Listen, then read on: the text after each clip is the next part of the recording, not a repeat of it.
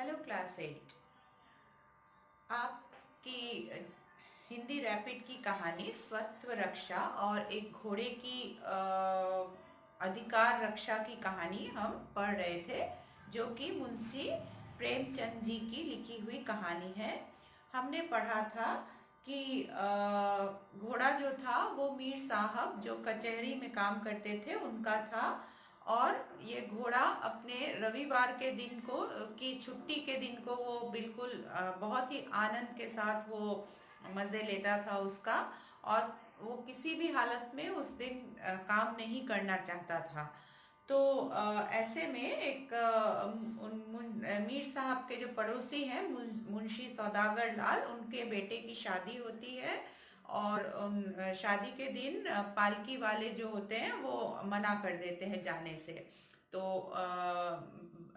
दूल्हे को ले जाने के लिए उनके पास और कोई चारा नहीं रहता है, तो ये मीर साहब के पास आते हैं उनके पड़ोसी, जो कि उनके पड़ोसी हैं, पर दोनों में अब अनबन लगी ही रहती है। दोनों ही एक दूसरे को पसंद नहीं करते हैं। तो ये मुंशी जी आते हैं और मीर साहब से उनका घोड़ा मांगते हैं कि अपना घोड़ा थोड़ा दे दो, वो दूल्हे को स्टेशन तक छोड़ आएगा। तो मीर साहब कहते हैं कि आज तो रविवार है, तो आपको पता नहीं है? तो बोलते हैं कि हाँ पता तो है, लेकिन क्या है, एक थोड़ा सा कोई भारी भरकम काम तो करना नहीं है, थोड़ा सा केवल दूल्हे को स्टेशन तक छोड़ के आना है। तो मीर साहब कहते हैं कि देखिए आप ही का घोड़ा है, आप अगर मनवा सकते हो इसको तो ले जाओ इसको काम पे। तो मुंशी जी कहते हैं, अजी मार के आगे तो भूत भागता है, आप डरते हैं इसलिए आपसे बदमाशी करता है। बच्चे पीठ पर बैठ जाएंगे तो कितना ही उछले कूदे पर उन्हें हिला ना सकेगा। तो मुंशी जी कहते हैं कि आप बहुत ही भले मानस हैं, आप एकदम नरम सरम इंसान हो, इसीलिए घोड़ा आपके साथ बदमाशी करता है, बदसलूकी करता है, काम नहीं करना चाहता है। इसको एक बार इस पे सवारी बैठ जाए तो फिर कितना भी वो उछल कूद कर ले, वो सवारी को वो अपने पीठ पर से नहीं हटा सकता, तो उसको फिर ले जाना ही पड़ेगा। मीर साहब कहते हैं, अच्छी बात है, ले जाइए। हाँ, उसकी यह जिद आप लोगों ने तोड़ दी तो मैं आपका बड़ा एहसान मानूंगा। तो मीर साहब कहते हैं, ठीक है ले जाइए। और अगर आप लोगों ने उसका ये जो एक प्रण है कि मैं रविवार के दिन नहीं काम करूंगा किसी भी हालत में, अगर आपने ये उसका जो ये अभ्यास है इसको अगर आप तोड़ सकते हो तो मैं मान लूंगा कि हाँ भाई आप बिल्कुल आप जो कह रहे हैं वही सही है कि घोड़ा मुझसे बदमाशी करता था। ज्यों ही मुंशी जी अस्तबल में पहुंचे, घोड़े ने सशंक नेत्रों से देखा और एक बार हिनहिनाकर घोषित किया कि तुम मेरी शांति में विघ्न डालने वाले कौन होते हो। बाजे की धड़धड़ पोंपों से वह पहले से ही उत्तेजित हो रहा था। मुंशी जी ने जब खोलना शुरू किया तो उसने कान खड़े किए और अभिमान सूचक भाव से फिर हरी भरी घास खाने लगा। तो मुंशी जी मीर साहब से विदा लेकर अस्तबल में घोड़े को लेने के लिए जाते हैं, लेकिन घोड़ा जो है वो एक मुंशी जी को देखकर, मतलब मीर साहब के अलावा वो दूसरे किसी इंसान को देख के वो थोड़ा मतलब सतर्क हो जाता है, थोड़ा सा वो सचेतन हो जाता है। और उनको देख के फिर वो अपना खाने लगता है घास। और उसके कान खड़े हो जाते हैं, थोड़ा सा वो सहम भी जाता है कि क्योंकि बारात की जो बाजा गाजा चल रहा था उसके आवाज से।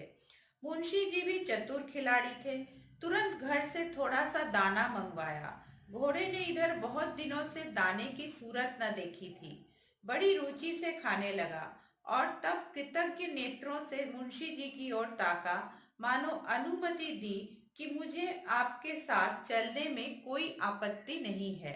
तो मुंशी जी बुद्धू तो नहीं थे, वो भी चालाक इंसान थे, तो घोड़े को घास खाते देख करके वो अपने घर से थोड़ा सा दाना मंगवाए, मतलब चना वगैरह मंगवाए और घोड़े के सामने रख लिया।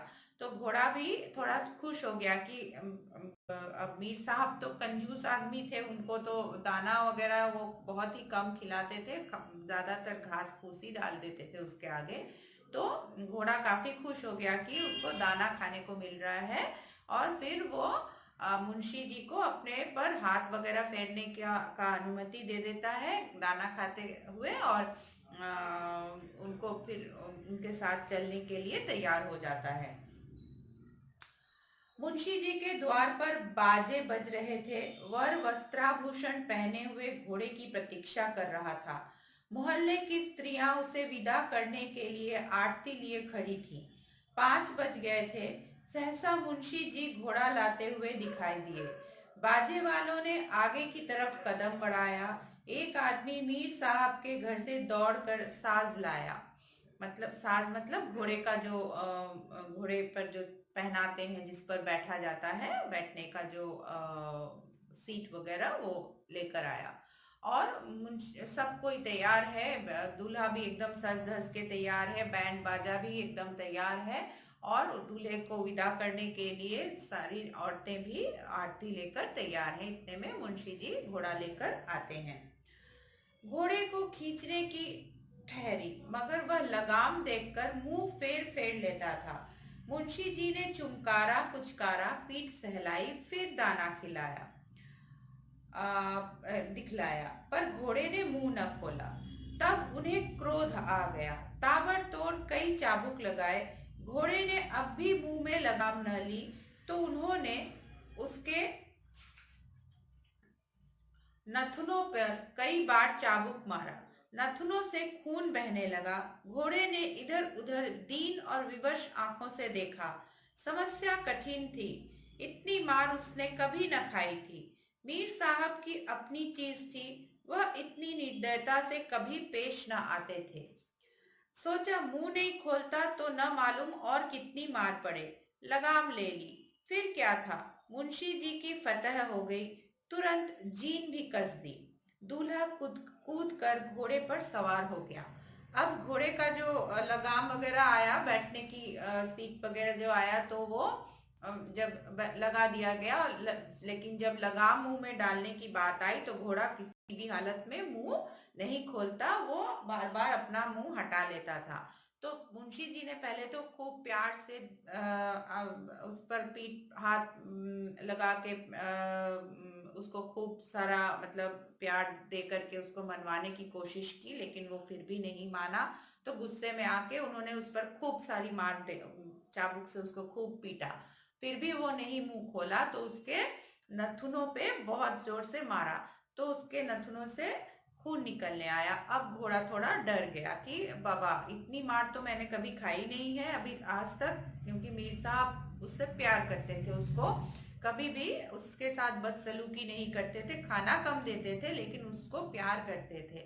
तो वो सोचने लगा कि अभी मुंह खोल ही लेता हूँ, पता नहीं खोलूंगा तो और भी कितनी मार पड़ेगी, ऐसे ही बहुत मार पड़ चुकी है। तो वो मुंह खोल लेता है और लगाम डाल देते हैं मुंशी जी, और उनका बेटा जो दूल्हा है वो कूदकर घोड़े पर बैठ जाता है। जब वर ने घोड़े की पीठ पर आसन जमा लिया तो घोड़ा मानो नींद से जागा। विचार करने लगा, थोड़े से दाने के बदले अपने इस स्वत्व से हाथ धोना, एक कटोरे भर कढ़ी के लिए अपने जन्म सिद्ध अधिकार को बेचना है। उसे याद आया कि मैं कितने दिनों से आज के दिन आराम करता हूँ, तो आज क्यों अब बेगार करूं। सब सोच विचार कर उसने निश्चय किया कि मैं यहां से कदम भी नहीं उठाऊंगा। यही होगा कि मारेंगे। सवार तो लिए हुए जमीन पर लोट सवार को लिए हुए जमीन पर लौट जाऊंगा। मेरे मालिक मीर साहब भी तो यही कहीं होंगे। उन्हें मुझ पर इतनी मार पड़ती कभी पसंद न आएगी। तो जैसे ही वो लड़का दूल्हा घोड़े पर बैठता है, तब जाके मानो घोड़े को मतलब अपना अपनी परिस्थिति का एहसास होता है कि अरे आज तो रविवार का दिन है, मैं क्यों काम करूंगा, थोड़ा सा दाना खिला दिया तो मैं आज अपना जो ये अधिकार है, मेरा आराम करने का जो अधिकार है आज के दिन का, वो मैं छोड़ दूंगा। ऐसा हरगिज नहीं करूंगा। मैं यहाँ से एक कदम भी नहीं हिलूंगा। और क्या करेंगे, ज्यादा से ज्यादा मुझे दो और ज्यादा मारेंगे। मैं दूल्हे को लेकर के जमीन पर ही बैठ जाऊंगा और कभी एकदम नहीं हिलूंगा। और कितना भी मारे, इधर ही कहीं मेरे मालिक मीर साहब होंगे जो कि मुझ पर इतनी मार पड़ते देख नहीं सकेंगे। ऐसा सोचकर वो अपना निश्चय कर लेता है कि आज के दिन मैं कुछ भी नहीं करता हूं, तो आज भी कुछ नहीं करूंगा।